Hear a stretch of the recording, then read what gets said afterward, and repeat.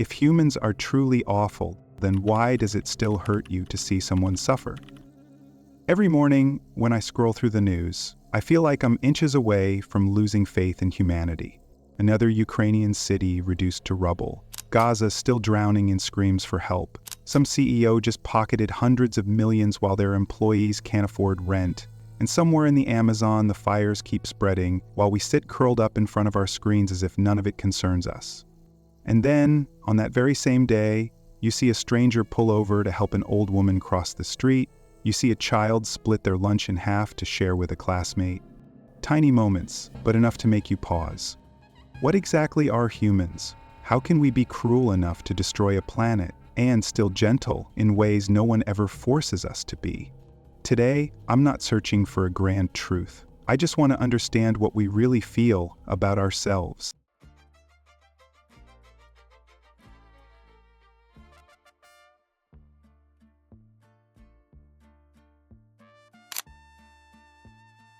There are things we understand long before we ever learn the words for them. Like when a child bursts into tears after seeing someone fall, or when they reach out to pick up something you dropped, without being told, without expecting praise. We like to think morality is something taught, a product of family, education, society. But what if pieces of goodness were already inside us, long before we knew how to speak? In 2010, at Yale's Infant Cognition Center, researchers showed 6-month-old babies a simple play: a circle struggling to climb a hill, a square pushing it down, and a triangle helping it up. Later, when the babies were asked which character they wanted to play with, most chose the triangle, the helper. The same result repeated across multiple variations. Colors changed, positions changed, shapes changed, but the babies still chose the good one. Psychologist Paul Bloom called it evidence that moral sense is not taught but innate. Experiments at Kyoto University and Harvard's Big Mother study reached the same conclusion. Infants respond positively to helpful behavior, even when no one is watching, even when no reward exists. So maybe goodness doesn't need to be taught. Maybe it's always been there, and growing up is simply the process of learning how to ignore it. If infants choose what's right before they can speak, then the question is, where does that come from? Maybe we don't learn goodness from society. Maybe we learn how to lose it. From an evolutionary perspective, humans aren't just thinking creatures. We're creatures built to live together. We're born with a drive to connect. We need other people the way plants need light, not just to survive, but to become who we are. Compared to other primates, humans are exceptional at cooperation. Even as children, we read eyes, sense emotions, and learn by imitation. Chimpanzees are intelligent, but they won't share food with someone who offers them no benefit. Humans are different. We help even when there's no practical payoff. Frans de Waal, the renowned primatologist, once said, "Human morality is older than religion." Compassion didn't descend from the heavens. It emerged in the earliest chapters of our evolution, when we lived in groups, not to compete, but to survive by trusting one another. Maybe our true instinct isn't brutality. It's the fear of being left out, of being pushed away from the arms of others.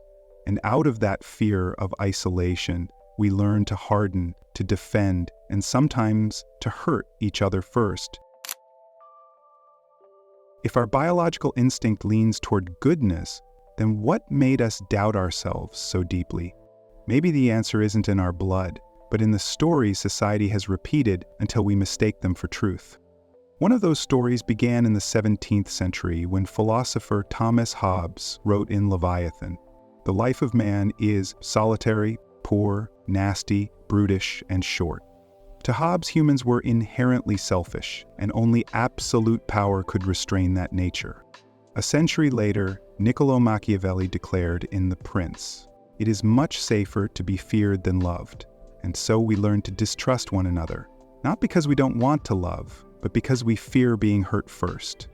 Today, you'll find a modern version of this same doubt on Reddit, where thousands of young people spill their despair through memes, shitposts, and trash coins. Some call humanity a virus. Someone writes, "The planet would heal if we disappeared."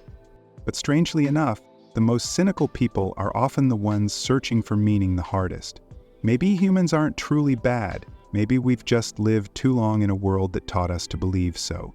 And to reinforce that belief, people point to the most famous psychology experiments, as if science had already delivered the final verdict. Left unrestrained, humans will choose what's terrible. Stanley Milgram once said, "Ordinary people, simply doing their jobs, can become agents in a terrible, destructive process." And just like that, the world believed anyone can become an executioner, as long as someone in a white lab coat stands behind them. But later investigative research shows the truth wasn't that simple. According to Gina Perry, the psychologist and investigative journalist who re-examined Milgram's original data and interviewed participants, many subjects never believed they were actually hurting anyone. In her book, Behind the Shock Machine, she writes that Milgram discarded data that didn't fit his hypothesis, and that several participants were heavily pressured by experimenters rather than acting out of their own free will. Milgram didn't just study the situation, he staged it. Philip Zimbardo's Stanford experiment followed the same pattern. It's often cited as proof of human cruelty when given power, yet Zimbardo himself played the prison superintendent, directly instructing guards to escalate control, and failing to intervene when abuse intensified. Thibault Letexier's 2018 critical analysis, debunking the Stanford prison experiments, based on Stanford's internal documents, revealed the participants were coached into adopting certain behaviors, and the environment was heavily manipulated to produce a predetermined narrative. Zimbardo said, "The line between good and evil is permeable," but he forgot to mention that he drew that line himself and pointed others toward crossing it. What these experiments actually prove isn't that humans are inherently evil, but this. When you're placed in an environment where power is staged, pressure is rationalized, and conscience is blurred, you don't become a monster. You simply become easier to bend. If those psychology experiments don't reflect our natural state, then let's return to where human instinct was at its purest, before schools, courts, prisons, before power itself. Long before cities, states, guns, and oil reserves, humans lived in scattered small bands, hunting, gathering, wandering with the seasons. They had no kings, no classes, no one owned land, but they shared food, protected one another, and when conflict arose, they left, not fought, left. Anthropologist Christopher Boehm writes in Hierarchy in the Forest, hunter-gatherers are fiercely egalitarian. They go to great lengths to avoid dominance hierarchies, meaning if someone tried to act like a boss, they were isolated, gently corrected, or simply left behind. Large-scale conflict, war, genocide, slavery only emerged once humans began settling, owning, and controlling fixed resources. When rice fields stretched into plains, when villages became fortresses, when farmland turned into something that could be claimed, only then did blood spill to protect it. Evil, perhaps, isn't in our blood. It's in the systems that convince us that losing land means losing ourselves. Primitive communities could live without war, prisons, or social classes, because they had nothing to fight over except survival itself. But all of that changed the moment humans learned to store things. Rice grew along the banks of the Tigris and Euphrates, fields were measured, territory was fenced, and ownership, a concept that seems harmless, became the starting point of every organized injustice. From Mesopotamia to the modern world, every time power concentrates, evil stops being a scattered set of actions and becomes a system. Laws that protect the strong, states that crush resistance, ideologies that justify cruelty. We look back at history and see genocide, dictatorships, slavery, concentration camps, and we conclude, see, that's human nature. But that is a dangerous fallacy. The truth is, most atrocities were engineered by a very small group and carried out because entire societies accepted them as normal, necessary, or there is no alternative. Historian Howard Zinn once warned, "The problem is not civil disobedience, the problem is civil obedience."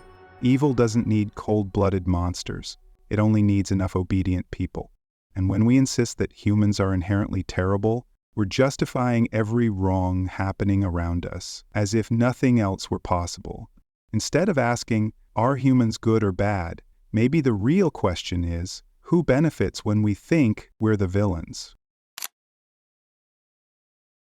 After everything history has shown us, war, genocide, slavery, environmental destruction, it's easy to conclude that humans are a rotten species. But that conclusion is actually a trap.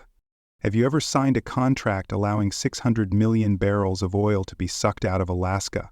Have you ever led a military campaign that killed thousands of innocent civilians? Have you ever designed a global economic system that keeps billions of people in poverty while a tiny elite grows richer every year? If the answer is no, as it is for most of us, then you are not the problem. The problem is this: a very small group of people with power, money, and decision-making authority have created these disasters, and yet they've managed to make the rest of the world feel collectively guilty for them. Author Colin Houston wrote, "The fact that the most prevalent evils of humanity throughout history can be attributed to such a tiny percentage of us is why the idea of us being inherently evil is so ridiculous to me." And he's right. Saying humanity is the problem isn't just a dangerous oversimplification. It's a convenient shield that lets the actual culprits escape accountability.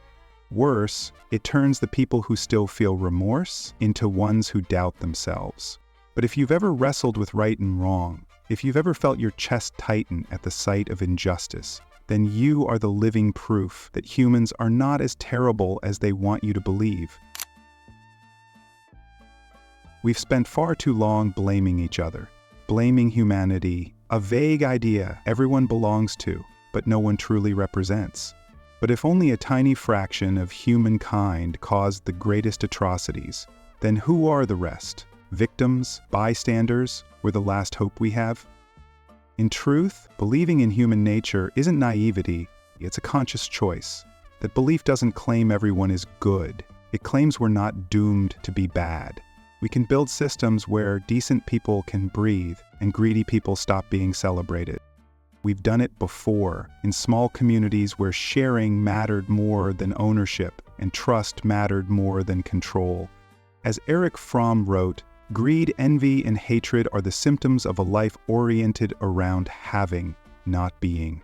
To have or to be." Maybe we've never truly discovered our nature because we grew up in a society convinced that we are the problem. But if we were raised in a world that believed humans are capable of love, of remorse, of healing, maybe that belief would become reality. It's not humanity that changes, it's what we choose to nurture inside it. And if that's true, if there has always been a seed of goodness buried in us, then why do we keep living as if we were born to destroy?